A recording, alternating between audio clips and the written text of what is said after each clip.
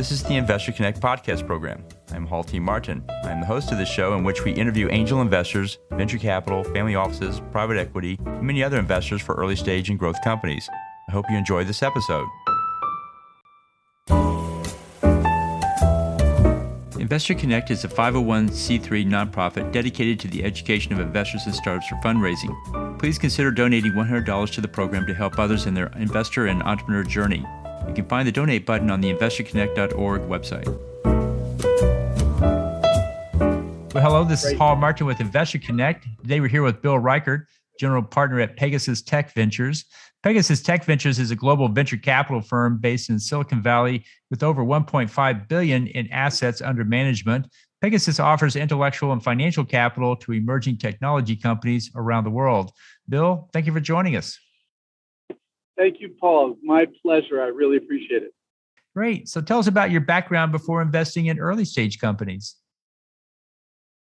Well, so I actually wound up here in Silicon Valley as a grad student at Stanford. And this is long before it was fashionable for Stanford grad students to start software companies.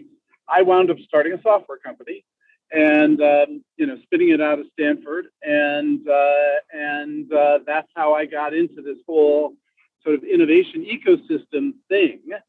As it turned out, my first company was spectacularly successful out of the chute until one day it crashed and burned.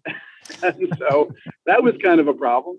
But the great thing about Silicon Valley is that in Silicon Valley, when you crash and burn, you pick yourself up, you dust yourself off, and then you spin the story a little bit, and then you go do it again.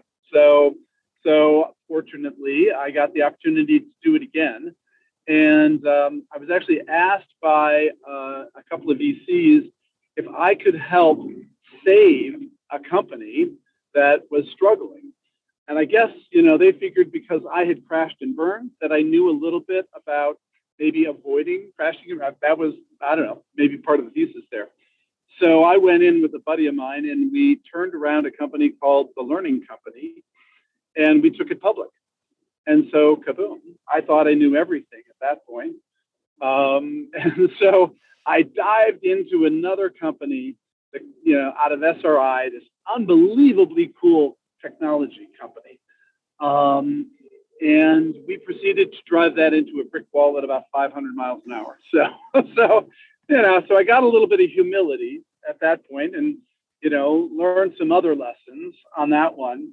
I was able to do one more company, take it public, before I got a call from a friend who said, hey, how'd you like to start a venture capital company with Guy Kawasaki and a few other people? And so we got together and we started Garage Technology Ventures as one of the earliest dedicated seed venture capital firms that was focused on what at the time we called it venture capital. And our big goal was to fill the gap between angels and VCs. So that was our clever idea, among other clever ideas that we had around Garage. So that's how I got into the investing side of the world. And then a few years later, I ran into the founder of Pegasus Tech Ventures. And we saw a brilliant complementarity between what we were doing. And so we merged the firms. And so Pegasus acquired Garage Technology Ventures. And so now I'm a general partner at Pegasus. So that's what got me here today. Well, great. So what excites you right now? Boy, everything excites me. I got to tell you, it's an incredible world. And, in the olden days, we would talk about, quote unquote, the next big thing, right? So we were always trying to find, sort of what's the next big thing? What's the next wave? What's the next curve, right? And so now what's amazing about sort of the world of early stage investing is pretty much everything is trending. So I'm not talking about the bubble that we're in now of station. What I'm talking about is that venture capital and sort of private company venture investing now penetrates pretty much every corner of our world, of the business world, the entertainment world, the leisure world, our personal world. There are innovators and startup companies that are doing things pretty much everywhere. So that is, that's the sea change from, the olden days when venture capital was divided into two lumps. There was IT and there was life science. And pretty much everything fell into one of those two buckets, right? And then material science came along. And then that turned into clean tech and into some other things. And then, the world just exploded in terms of every sector now being open to venture. We've got, clean tech, we've got ed tech, we've got ag tech, we've got food tech, we got gov tech, we got reg tech, we got prop tech. What don't we have, right? We have smart cars, we've got smart cities, we've got smart buildings, we got smart factories. I mean, every part of the world has this technology opportunity for innovation and disruption. So, what I'm excited about today is sort of the last three entrepreneurs I talked to that have pretty amazing things going. So I got to admit, so the last time somebody said, "What's the future, Bill?" I said, "The future is RPA." That was the last time I made a commitment to a single sector. Very few people know what RPA is. RPA is robotic process automation. And it has nothing to do with robots other than, quote unquote, software robots. But the point of it is that the intersection between digitization, software, and AI is enabling us to automate all of these processes, everywhere in the world. So you think mainly about enterprise, banks and insurance companies and hospitals and healthcare companies and all that have a lot of processes that need automating. But everywhere you look, there are processes that are currently done, sort of painstakingly by labor that can be automated and simplified by using digital technology and AI. Great.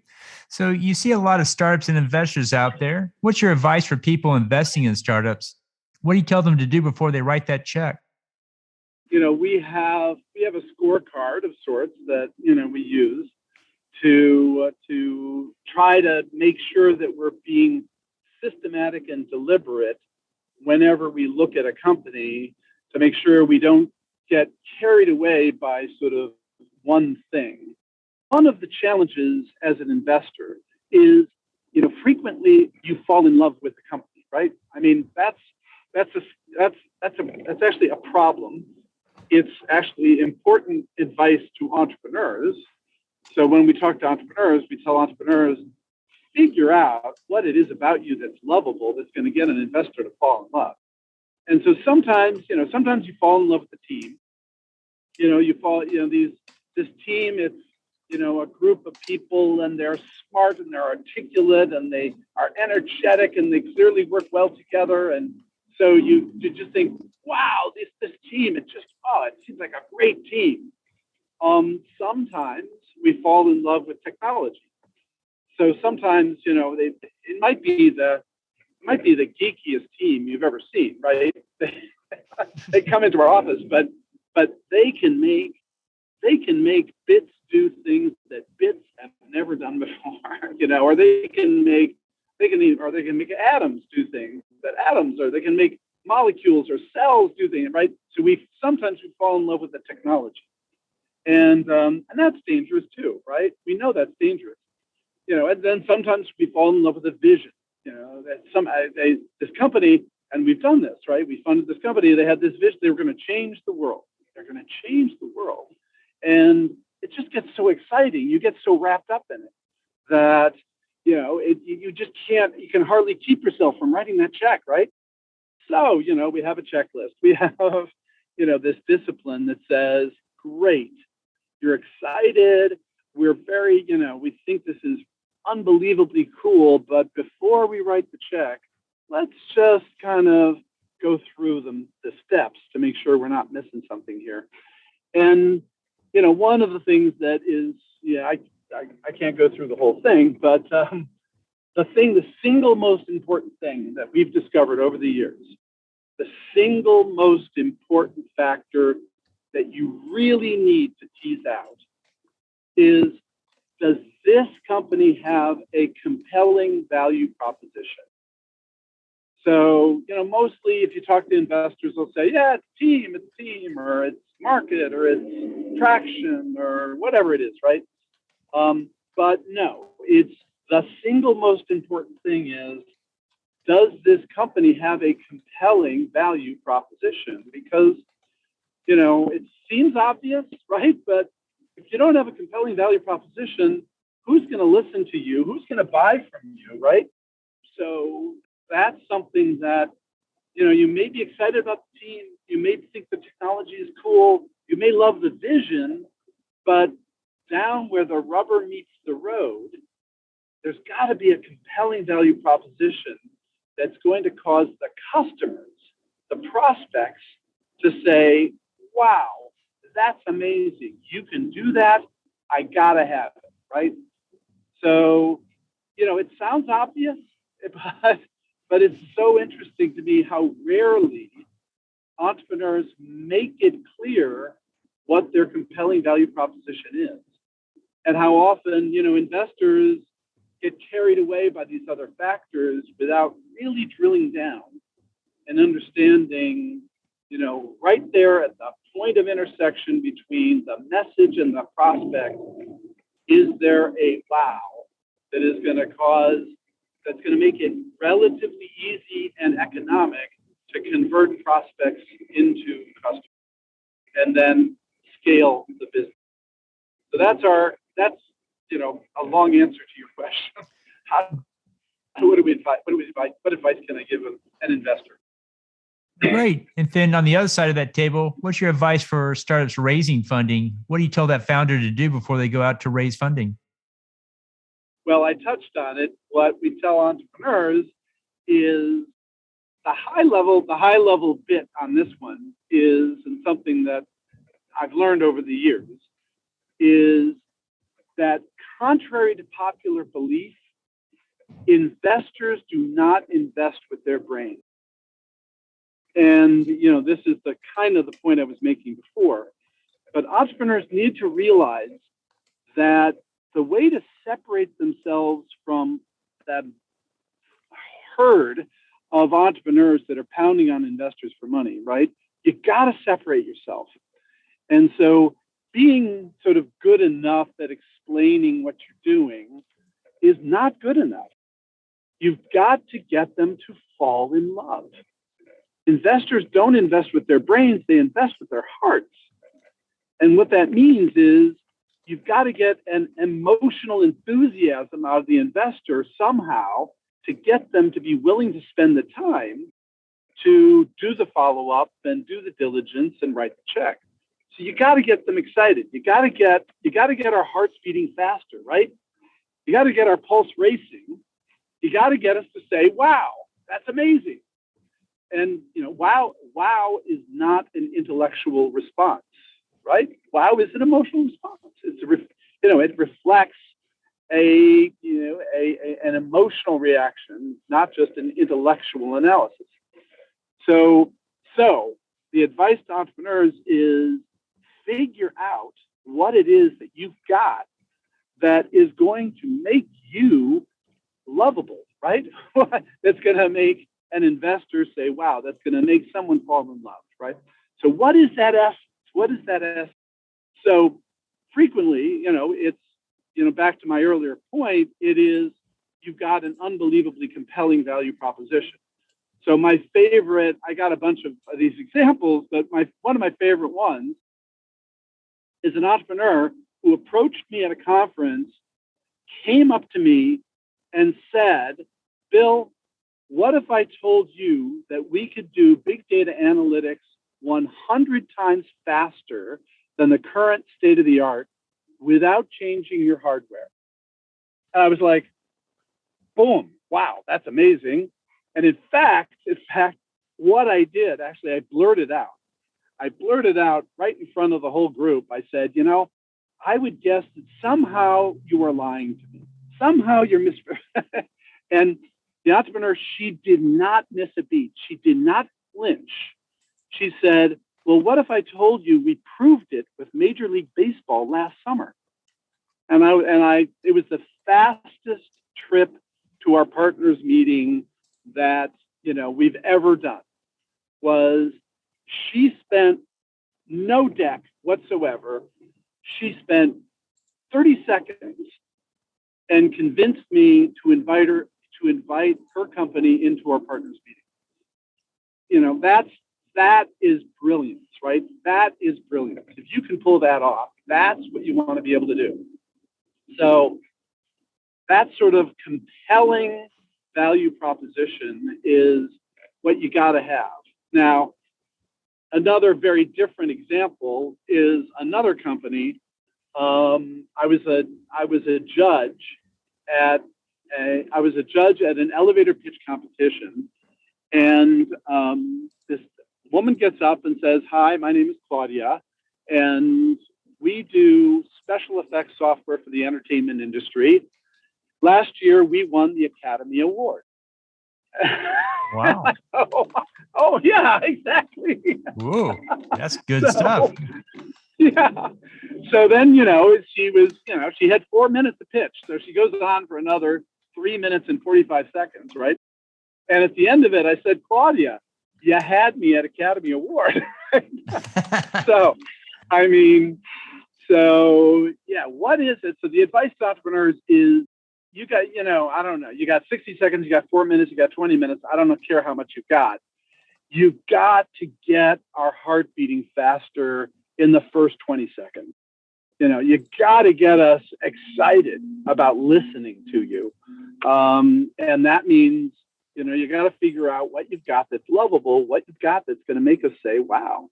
Because if you don't have something that's, compelling, that's going to make us say, wow, we're going to forget about you, in 30 minutes, right? That's the unfortunate reality of the business, that we are just constantly being bombarded by pitches. And so you got to figure out how to stand out. So that's my advice to entrepreneurs. Great. Well, let's talk about the state of startup investing. How do you see the industry evolving from here? So I've been around for a long time in terms of watching the industry evolve, over the decades, both as an entrepreneur and now as an investor. So what is clearly happening is it's like an ecosystem. When you learned in your biology class in high school, right, how ecosystems evolve, and they start out simple, and then they evolve to increasing complexity and increasing differentiation, and then ideally they also evolve sort of geographically in mass, and they expand, right? That's the sort of ecosystem model. And that's what we're seeing in entrepreneurship and venture capital. We're seeing this evolution, this ecosystem expansion, where you're getting increasing differentiation, increasing specialization, dramatic expansion, more and more startup companies, more and more venture capital firms, more and more angel groups, and then specialization within that. You've got, accelerators that are doing fintech, and accelerators that are doing hardware, and accelerators that are doing AI, and, et cetera, et cetera, et cetera. So I see that continuing and happening, just across sectors and stages, and then also across geographies. So the big disappointment about venture capital and entrepreneurship is, for the last 20 years or so, has been that it has remained relatively geographically isolated. that, there are a few islands of venture capital in the United States and, around the world similarly. I mean, Europe is doing much, much, much better as a, broad innovation ecosystem in terms of venture capital and entrepreneurship. But it's still, Europe is still like amazingly slow in terms of its development, up until recently. So now, interestingly, with COVID, one of the things that has happened is that, actually, there are multiple important things that have happened with COVID, but one of the things that has happened is it's flattened the world for entrepreneurs and investors. And so we made our first investment in India last year, investing in a company that we've never met face to face. And we had never before invested in a company that we had not met face to face. And we had never before invested in India. But, with Zoom and this whole experience of connecting with the world digitally, now that has happened increasingly, that entrepreneurs anywhere on the planet can get a meeting with VCs in Silicon Valley. And so that's an extraordinary change. The other big evolution has been partially because of COVID, but for a variety of other reasons. There's been a huge influx of cash into the venture capital asset class. And, I hate saying this because entrepreneurs, it's still really hard for entrepreneurs to raise money. And, when entrepreneurs hear people like me say that, they just say, well, where's mine? Where's mine? And I know, I'm sorry, it's hard. But so what's happened is, kind of unfortunately, but most all of that huge influx of cash has gone to the later stage. And it's gone to relatively few companies that have become unicorns not because they necessarily deserve to be unicorns, but because you've got so much cash around the planet that's looking for returns. And there's no other interesting asset class out there, right? I mean, do you want to invest in commercial real estate, right? No. I mean, do you want to put money into bonds? I mean, no, you're not going to put money into debt, bonds. So where are you going to put your money? The choices are equities. And then, in terms of, yes, you can get good returns in public equities, but you can get great returns in private equities. And the only other interesting asset class, I'm afraid to say this one out loud, but the only other interesting asset class is crypto, right? So that's which is that's a whole nother conversation. So all this money has flowed into venture, and that has created an explosion in funds and in participants as angels and angel groups, and the creation of innovation labs and accelerator programs. And governments have jumped in too, because every government wants a piece of this innovation action. And so there's just been a flood of money into the sector. And so, it's a dramatic expansion.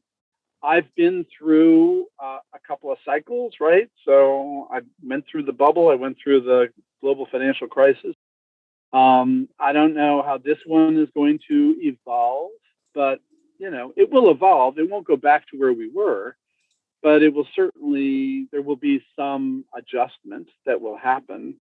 And you just want to be in a position that you're investing in assets that you are highly confident are going to sort of earn their way to their valuation in a normal time, even if the valuation seems inflated now. So that's been our focus, is to make sure we're looking for category creators and category leaders that it doesn't matter kind of what the stock market is doing, they're still steadily growing and creating value as they expand their businesses. Great. Well, in the last minutes that we have here, what else should we cover that we haven't? So what we should cover is my new book that I co-authored with a woman, professor, PhD named Angelica Blenstrup. We got together to write a book to try to help global entrepreneurs be more successful and effective at reaching investors and raising money. And you're not going to believe what the name of the book is. The name of the book is Getting to Wow. So hence my emphasis on wow. So we wrote a book called Getting to Wow. The subtitle is Silicon Valley Pitch Secrets for Entrepreneurs. And so we talk about all of the common wisdom around pitching and venture capital and entrepreneurship that is simply wrong. That there are just a lot of pitch coaches out there that are doing damage to entrepreneurs, because the reality is that pitch coaches are almost always presentation coaches. That's their skill set. And what people don't fully appreciate is that a pitch is not a presentation. So a presentation is, you got a fixed amount of time and they're going to sit there and they're going to listen and they're not going to interrupt, right? That's a presentation. So if you've got a presentation, you can create this arc of a story that you tell, like a TED talk, right? And that's what pitch coaches are teaching people. And that's fine in some cases, but a pitch is a highly interactive back and forth between an entrepreneur and an investor. And when you are pitching, you don't really know that you've got more than 20 seconds, right? So you better grab them. You better grab them in 20 seconds. And so, one of the points we make is that 95+% of all the pitches you make as an entrepreneur are going to be less than 30 seconds long. And entrepreneurs go, no, right. I mean, elevator pitches, it's 60. No, Bill, you're wrong. And I say, no, you don't get it. Every time you open your mouth, you're pitching, right? Almost every time an entrepreneur opens his or her mouth, they're pitching. You meet someone at a conference, you're introduced at an event, you got 20 seconds, right? That's your pitch window. You don't have slides. And, you have a chance to make an impression on a group of people. Those are pitches too. So you better be able to do a 20-second pitch. Yeah, then you need a 60-second and a 4-minute and a 20-minute pitch. But understand, a pitch is not a presentation. It is a back and forth. The metaphor we use is, it's much more like tennis than it is like an opera. Okay. So, or a TED talk, right? So that's the point of the book. And so if you are thinking at all about pitching anything, it's designed primarily for high-tech entrepreneurs, but it applies to anybody who's trying to pitch anything in any situation. If you're a nonprofit, if you're inside a company, if you're working for a government trying to get a project done, you got to learn how to pitch. And so it's called Getting to Wow, Silicon Valley Pitch Secrets for Entrepreneurs. It's available at an Amazon.com near you. We priced it at only $9.95 because we wanted every entrepreneur on the planet to have access to thinking about how to be effective doing your pitch. So thank you very much for giving me the opportunity to plug the book. That's great. So how best for listeners to get back in touch with you? So you can find me at Pegasus. I'm Bill Reichert on Twitter. I'm Bill Reichert on LinkedIn. And I'm pretty easy to track down. And I'm pretty open to anyone out there. So, feel free to reach out to me. Now, I'm not going to guarantee you that I'm going to respond quickly. So that is one of my problems in this world, is getting through all my email. But I will respond if you reach out and mention the name of this program and say, hey, Bill, I heard you on Paul's podcast. I wanted to follow up. I disagree with you violently about this, or I couldn't agree with you more about that, or I've got a brilliant idea. Do you want a deck? Whatever. Feel free to reach out. Okay? Great. Well, we'll include those in the show notes. I want to thank you for joining us today and hope to have you back for a follow-up soon. Thanks a lot. I really appreciate it. Investor Connect helps investors interested in startup funding. In this podcast series, experienced investors share their experience and advice. You can learn more at investorconnect.org. Paul T. Martin is the director of Investor Connect, which is a 501c3 nonprofit dedicated to the education of investors for early stage funding. All opinions expressed by Hall and podcast guests are solely their own opinions and do not reflect the opinion of Investor Connect. This podcast is for informational purposes only and should not be relied upon as a basis for investment decisions.